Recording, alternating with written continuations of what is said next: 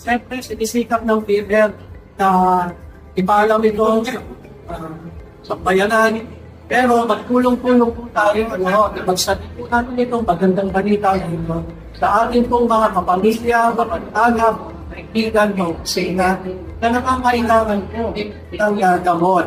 Pero ang pinakamaganda na dapat na alam natin, dapat ay nire-reseta po ito sa atin ng isang primary care physician doon po sa Yakap Clinic kung saan tayo nag-enroll ang nag-i-school. So, mahalaga po yun. Ipagsabi po natin ito. Sana i-like nyo po, i-follow nyo po yung social media pages ng PhilHealth. At ito po ay i-share po natin sa buong community. Sigurado po, no, na pagkalan po ito at yung gusto ito, yung medication ito, magagamit na yung ating mga kapangkalian.